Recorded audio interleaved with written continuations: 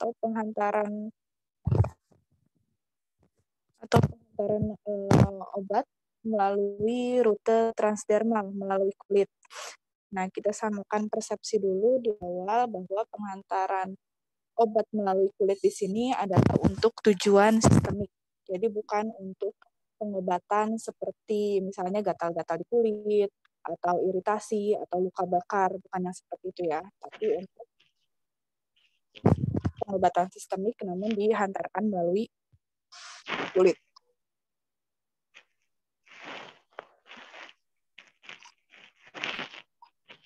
Oke, nah sebelum kita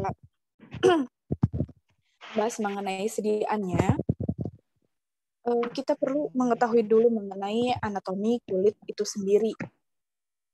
Karena kulit ini akan menjadi barier yang harus kita lewati, yang nantinya akan link terhadap bentuk sediaan seperti apa sih yang bisa kita aplikasikan melalui rute transdermal ini. Oke, anatomi secara lebih lengkapnya pasti sudah dipelajari di Fisman ya, anatomi fisiologi manusia. Kita di sini bahas sedikit saja. Bagian terluar dari kulit itu ada epidermis. Epidermis ini bagian paling luar sekaligus bagian yang paling tipis. Namun dia itu memiliki fungsi sebagai barier atau pelindung tubuh kita secara signifikan. Epidermis itu sendiri terdiri dari 5 lapisan lagi. Yang pertama adalah stratum corneum. Nah, stratum corneum ini menjadi salah satu lapisan yang menantang bagi formulator dalam membuat sediaan, karena dia itu sangat sulit untuk dilewati dalam penghantaran obat. Kenapa sih sulit dilewati? Karena di stratum corneum itu ada... Udah malam nggak ada sinyal kamu dua-duanya saya. Ini jam berapa itu? Ketemu.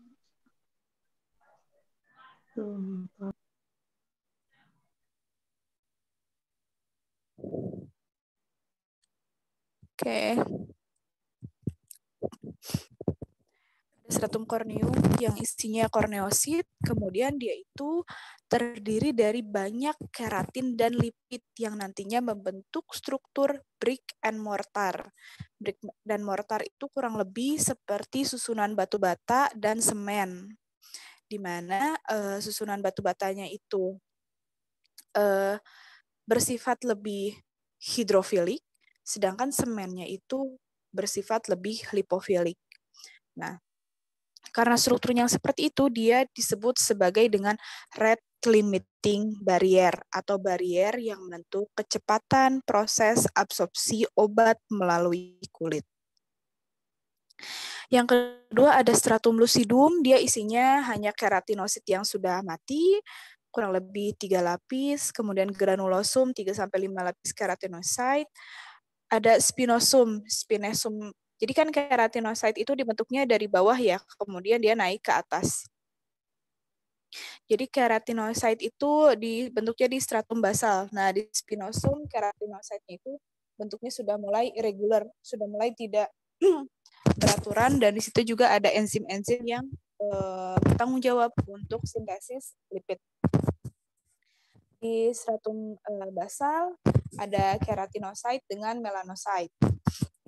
Yang populasinya sampai 10%, kemudian dia juga ada lapisan yang secara cepat membelah di situ. Yang nantinya sel yang membelah ini akan naik ke atas hingga ke stratum corneum. Nah, ini struktur yang brick dan mortar tadi ya, kayak batu bata dan semennya. Oke, tadi lapisannya epidermis, kemudian ada dermis. Nah, di dermis ini terdiri dari 2 layer. Ada layer papillari, di mana dia itu terdiri dari kolagen dan elastin fiber, dan lapisan retikular. Lapisan retikular ini isinya banyak jaringan konektif. Bagian paling bawah lagi adalah hipodermis.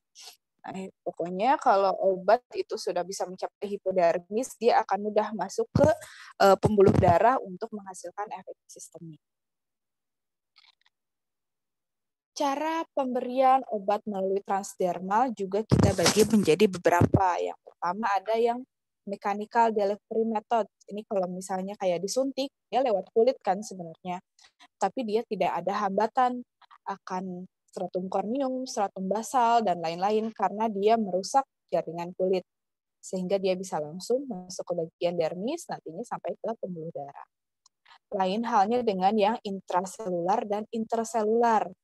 Kalau intraselular, dia akan melewati brick-brick yang ini, akan melewati batu batanya, sedangkan interselular dia akan melewati cairan lipidnya, jadi melewati bagian yang semen-semennya ini. Sedangkan folikular dia melewati pori-pori rambut atau folikel rambut. Nah, yang menjadi concern khusus pada pemberian obat melalui transdermal ini adalah stratum corneum. Karena tadi strukturnya dia itu terdiri dari 40% protein. Proteinnya utamanya adalah keratin dan juga water atau air. Kemudian selain itu juga dia ada lipid. Lipidnya trigliserida, free fatty acid, kolesterol, dan fosfolipid. Kebanyakan obat dengan rute transdermal itu bisa menembus kulit dengan melalui interselular. Jadi lewat bagian yang di sela-sela brick ini. Untuk obat-obatan yang non-polar, dia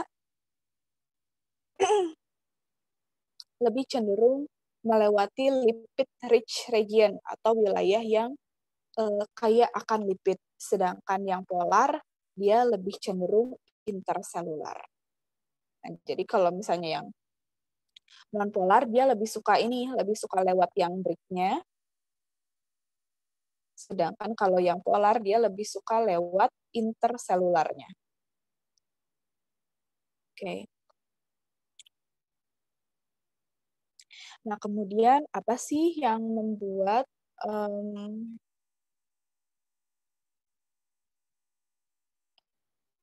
yang mempengaruhi proses absorpsi obat pada rute pemberian transdermal ini? Yang pertama adalah konsentrasi obat. Nah, konsentrasi obat itu kalau bisa cukup tinggi untuk memberikan driving force atau daya dorong agar obat bisa masuk ke dalam kulit. Semakin tinggi perbedaan konsentrasi antara sediaan dan kulit kita, akan semakin tinggi juga fluxnya atau laju perpindahan obatnya sesuai dengan hukum Fick, di mana flux adalah D kali DC per DX. DC per DX-nya ini adalah perubahan konsentrasi. Flux ini harusnya sudah ya di farmasi fisika. Kemudian yang kedua adalah large area of application. Jadi luas area pengaplikasian obat. Semakin besar luas areanya, misalnya patch ukuran 2x2 cm dengan patch ukuran 5x5 cm, jelas luas areanya lebih besar yang 5x5 cm. Kalau kita hanya mempertimbangkan luas area, maka yang 5x5 cm itu pasti akan memberikan jumlah obat yang terabsorpsi lebih banyak dibandingkan dengan patch 2x2 cm. Sesuai dengan hukum Noyes and Whitney, di mana lebih besar luas permukaan, maka lebih besar juga obat yang berdifusi.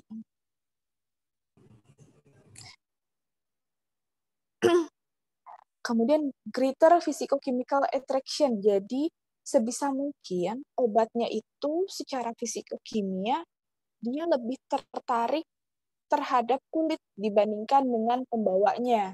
Misal obatnya itu bentuknya krim atau gel. Pembawanya berarti basisnya air dan minyak kan. Nah, sebisa mungkin si obatnya itu dia tidak terlalu terikat di pembawanya basis air dan minyaknya tadi, tapi lebih tertarik untuk ke kulit. itu akan mempermudah proses absorpsi obat melalui transdermal ini. Kemudian molekular weight-nya, bobot molekulnya kalau bisa 400 atau kurang. Karena tadi bisa dilihat kan ya, dia itu salurannya kecil. Salurannya kecil, semakin kecil zat aktifnya, maka dia akan semakin mudah lewatnya. Kalau misalnya ukuran molekulnya besar, dia juga akan sulit. Besarnya itu berapa? Di atas 400 gram per mol. Kemudian hidrasi. Nah, kondisi kulit juga akan sangat mempengaruhi proses absorpsi ini. Sebisa mungkin kulitnya terhidrasi dengan baik atau kadar kelembapannya itu terjaga. Kemudian applied site. Jadi kita nempelinnya di mana nih? Nempelin di tangan, di punduk, di leher, di lutut itu akan berbeda karena tebal lapisan horninya pun berbeda. Kalau bisa aplikasikan di side atau di sisi tubuh yang lapisan horninya itu tipis. Kemudian longer medication application, jadi lamanya si obat itu menempel di kulit. Misalnya patch ditempel 1 jam sama patch ditempel 1 hari. Ya jelas jumlah yang terabsorpsinya pasti akan lebih banyak yang ditempel 1 hari, seharian. Gitu. Nah, makanya ketika kita bikin gel atau bikin krim yang untuk pengobatan topikal, misal kalau bisa dia itu tidak mudah tercuci ketika terkena air. Itu untuk memaksimalkan jumlah obat yang terabsorpsi. Oke, ada yang mau ditanyakan dulu? Silakan.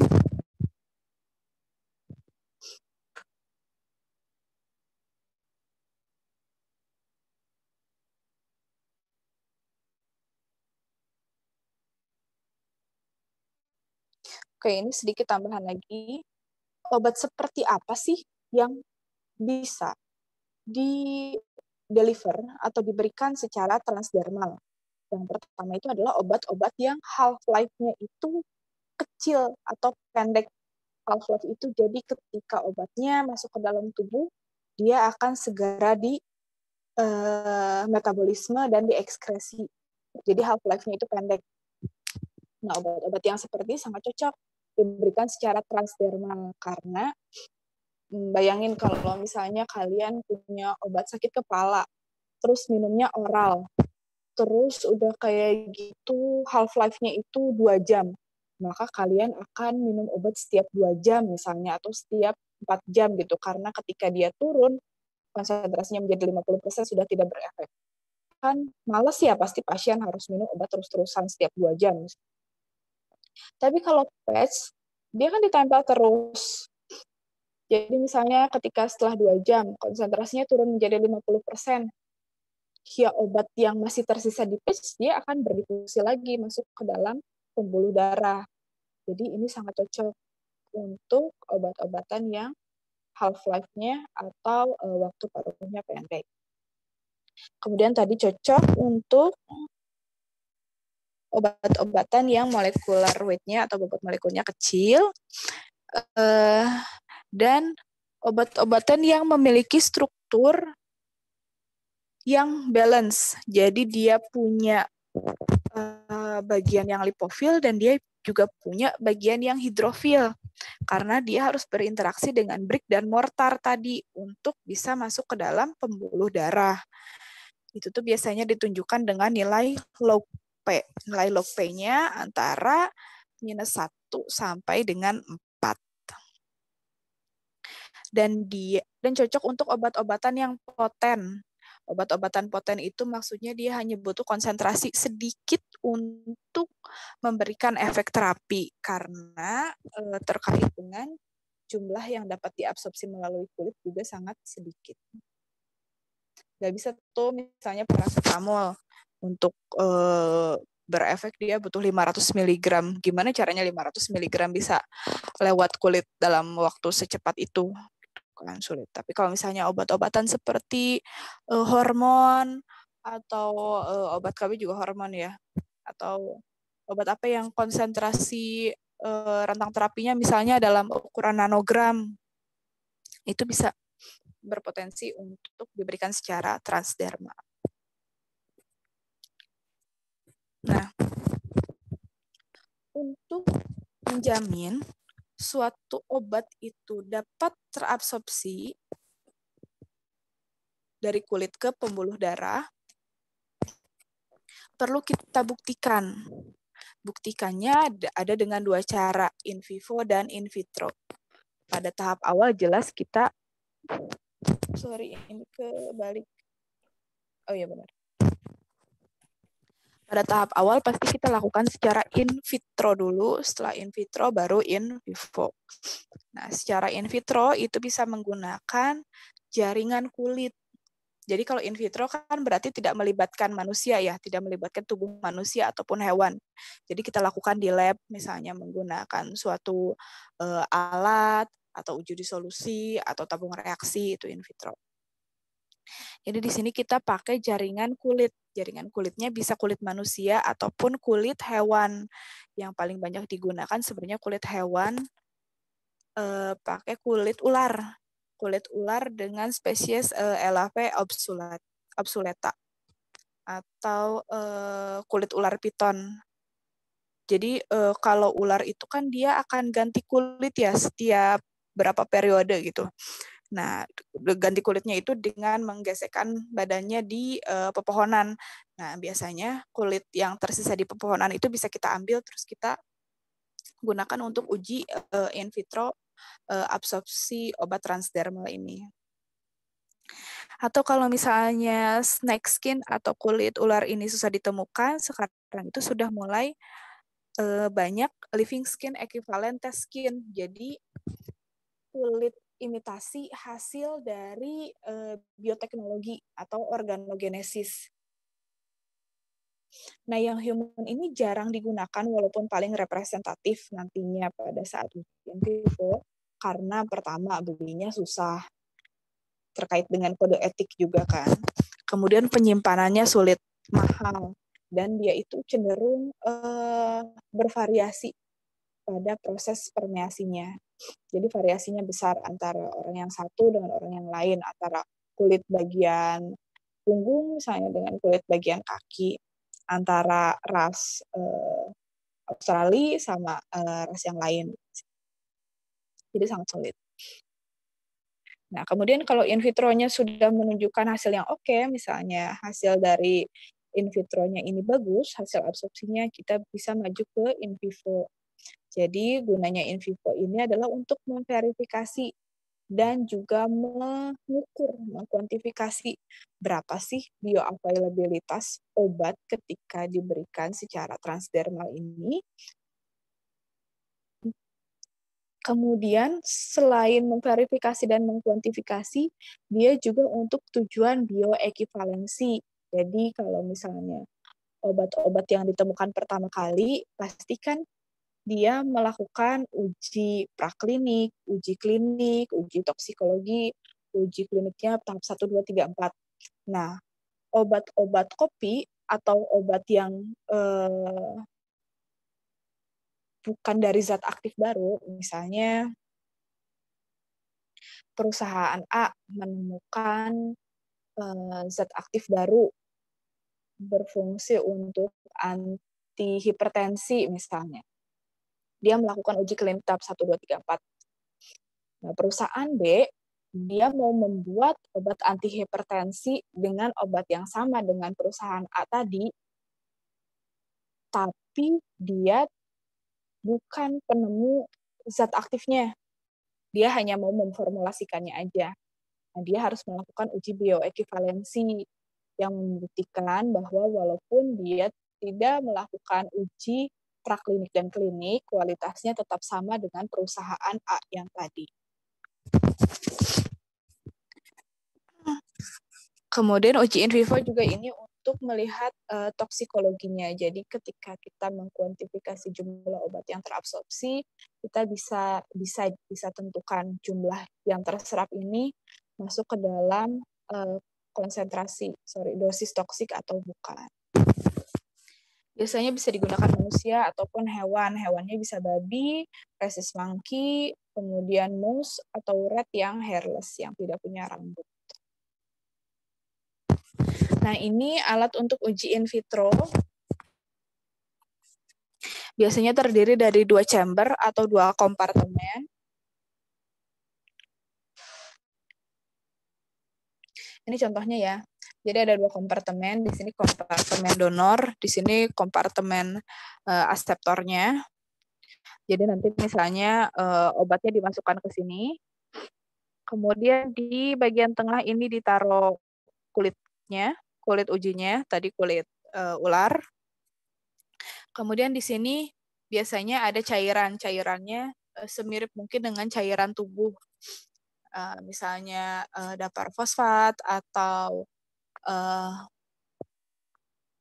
bisa air aja, yang penting suhunya terkontrol, yaitu 37 derajat Celcius disamakan dengan suhu tubuh.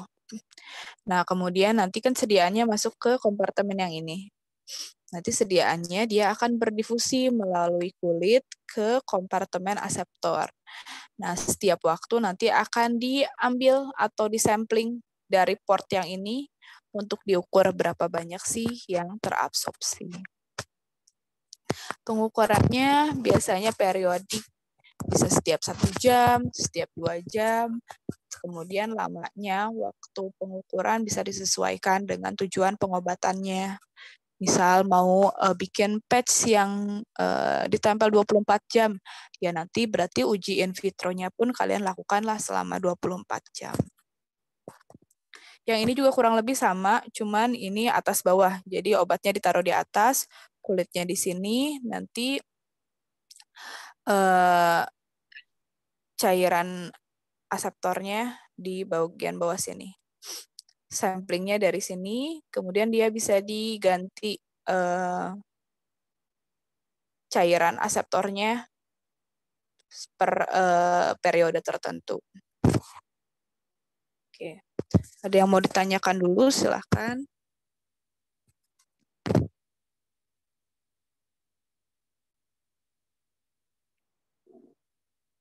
Oke, cukup bisa dipahami.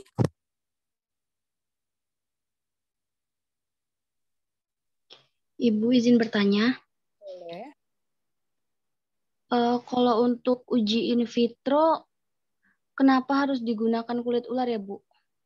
Oke. Pertama, kulit ular itu, benar. Alasan utamanya pasti karena kulit ular itu cukup menggambarkan atau memiliki karakteristik yang sama dengan kulit manusia dalam kacamata percutaneous absorption tadi. Jadi permeabilitasnya, porositasnya, strukturnya itu mirip dengan kulit manusia. Jadi untuk melihat laju absorpsi suatu obat secara transdermal bisa digambarkan dengan kulit ular tadi. Walaupun kalau kita lihat secara kasat mata jelas berbeda ya, tapi hasil dari penelitian menunjukkan hal tersebut. Yang kedua, dia cukup bisa ditemukan dalam jumlah yang banyak dan tidak merusak ekosistem, karena kulit ular itu dia terlepas dengan sendirinya, bukan ular hidup kita kulitin gitu.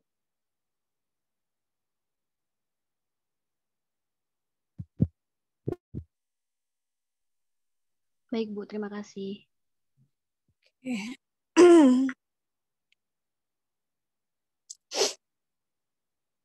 Nah, ini ada beberapa keuntungan ketika kita menghantarkan obat melalui transdermal. Yang pertama, kita bisa menghindari kesulitan proses absorpsi obat secara oral atau lewat gastrointestinal. Secara oral itu banyak kan ya tantangannya, mulai dari pH lambung dan pH usus yang ekstrim. Misalnya ada obat-obat yang tidak tahan atau rusak terhadap pH lambung kita. Kemudian ada aktivitas enzim lipase, enzim pepsin, renin yang bisa merusak obat itu sendiri. Kemudian interaksi obat terhadap makanan, terhadap minuman, ataupun obat lain yang diadministrasikan secara oral. Kan ada ya obat-obat yang menurun atau meningkat absorpsinya ketika kondisi perut ada makanan atau ada minuman tertentu. Nah, dengan pemberian transdermal kita bisa menghindari hal itu. Kemudian untuk sebagai pengganti rute oral ketika rute oral itu tidak memungkinkan, misalnya orangnya lagi diare atau lagi muntah-muntah, kan nggak mungkin ya kita berikan obat secara oral karena baru sampai lambung nanti dia langsung dikeluarkan lagi, belum sempat untuk diabsorpsi dan memberikan efek terapi. Kemudian yang ketiga, kita bisa menghindari first pass effect. Jadi kalian lihat lagi jalur peredaran darah. Ketika obat itu diserap di usus, saluran darah kita itu akan menghantarkannya ke liver atau ke hati terlebih dahulu. Di hati itu ada enzim-enzim metabolisme yang berpotensi untuk first pass effect si obat. Ketika dia melewati first pass effect, obatnya bisa diubah menjadi bentuk lain yang tidak bekerja atau bukan bentuk aktifnya. Tapi first pass effect juga ada yang menguntungkannya. Misalnya kita berikan prodrug terus nanti diubah di first pass effect menjadi bentuk aktifnya. Kemudian non-invasif, jadi lebih convenience, lebih nyaman terhadap pasiennya. Kemudian tadi dia itu memberikan efek terapi extended atau jangka panjang. Misalnya kita pakai patch cukup tempel sekali di pagi hari terus bisa bekerja misalnya selama seminggu gitu. Asalkan patch-nya tidak lepas. Nah, selama seminggu itu kita nggak usah terganggu dengan mengganti patch ataupun pemberian rute lain. Tadi bisa untuk obat-obat yang short half-life atau half-life-nya pendek karena dia bisa dibentuk sistem reservoir. Sistem reservoir itu jadi maksudnya nanti obatnya itu ada di suatu tempat di patch-nya yang dia itu akan terlepas secara perlahan tapi terus-menerus. Jadi kayak ada penampungnya. Nanti kita lihat. Kemudian kalau misalnya ada efek terapi yang tidak diinginkan, bisa kita langsung lepas aja si patch-nya, atau kalau misalnya gel bisa langsung kita cuci untuk menghentikan efek terapi tadi. Beda kalau misalnya oral.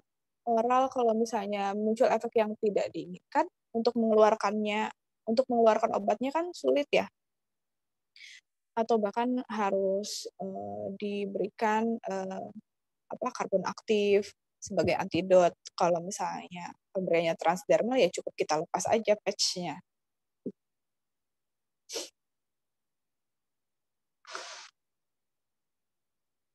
Oke, yang nomor 8 ya kurang lebih sama lah. Nah, tapi ada beberapa kekurangannya. Kekurangannya tidak bisa untuk obat-obat yang kulitnya itu sangat sensitif terhadap perekatan tertentu. Kan ada ya obat yang, ada orang yang bahkan pakai Hansaplast aja kulitnya jadi gatal-gatal. Nah, orang yang seperti itu tidak bisa menggunakan metode transdermal ini. Kemudian ada beberapa produk yang juga memicu iritasi lokal.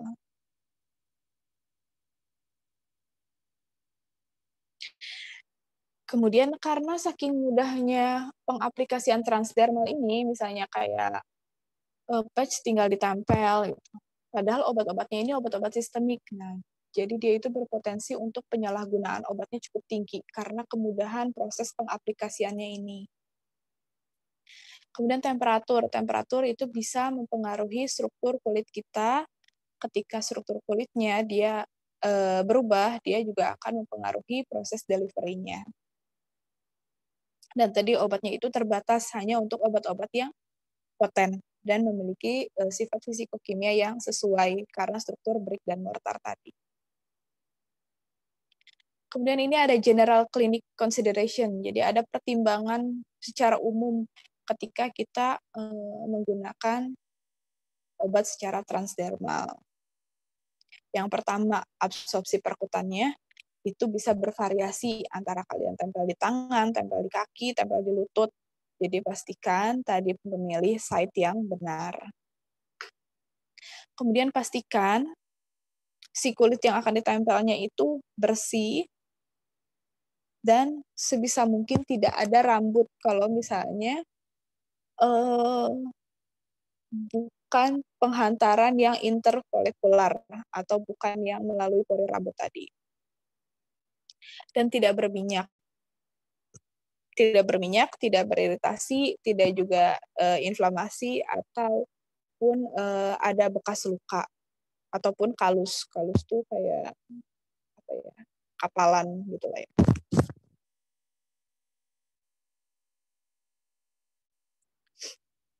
Nah, kemudian jangan juga kalian akan menggunakan obat secara transdermal terus pakai body lotion dulu.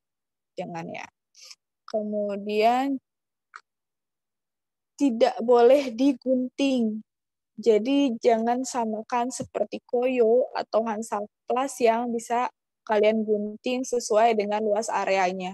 Karena pemberian obat secara transdermal yang tujuannya sistemik ini luas area akan sangat mempengaruhi dosis obat yang bisa terabsorpsi. Jadi tidak boleh sembarangan gunting. Kemudian saat mengeluarkan dari wadahnya harus hati-hati.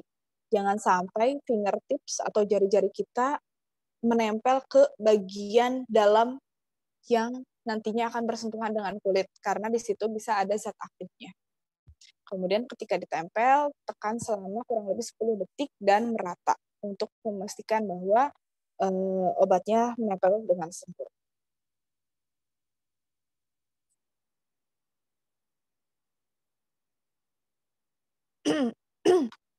Nah, ini kurang lebih patch-nya. Jadi desain patch-nya itu ada 2. Yang pertama itu ada yang membran moderated patch, seperti ini bentuknya. Jadi dia patch biasa, cuman bagian tengahnya itu agak menggembung. Karena di bagian tengahnya ini ada reservoir. Reservoir ini adalah tempat obatnya. Nah, makanya tadi kenapa si transdermal ini bisa untuk pengobatan jangka panjang, karena di sini bisa ditaruh obatnya dalam konsentrasi yang cukup banyak, kemudian nanti dia akan terlepas secara perlahan-lahan. Oke, kita bahas satu-satu. Lapisannya paling atas di uppermost layer, ini bisa kita sebut dengan backing.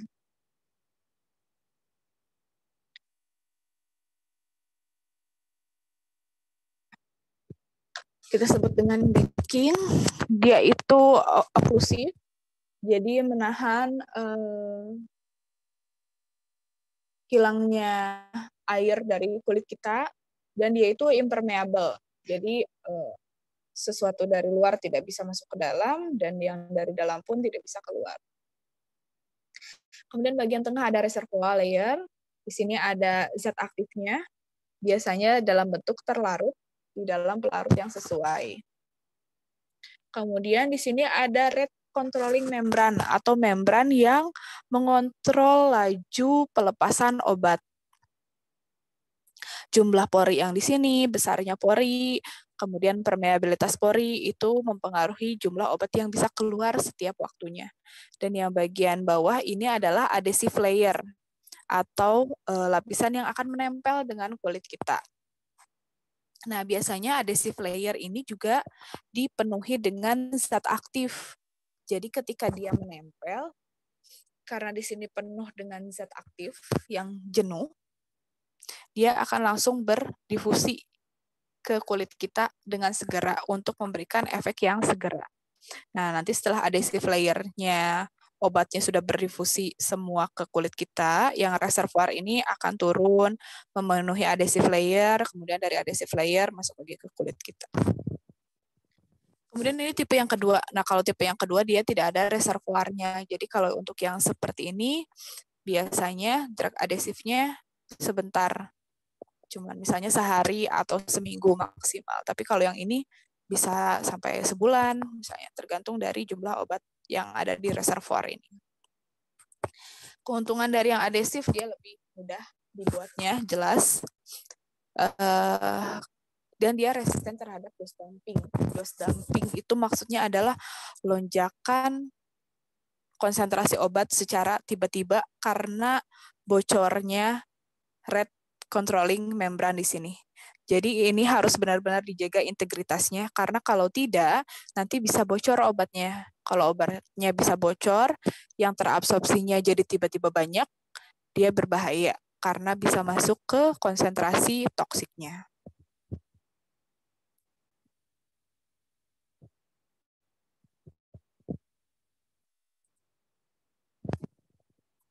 Oke, ini ada beberapa contoh obatnya yang sudah dipasarkan. Kita bahas dulu aja ya. Ini contohnya ada klonidin. Klonidin itu adalah obat antihipertensi. Mereknya ini ada kata press dari Boehringer. Desainnya dia yang 4 layer, yang 4 layer tadi ya. Ada backingnya, ada reservoirnya. Backingnya ini dari polyester, reservoirnya ada klonidin, mineral oil, polyisobutylen, kolloidal silikon. Kemudian membran controlling rate-nya adalah microporous polypropylen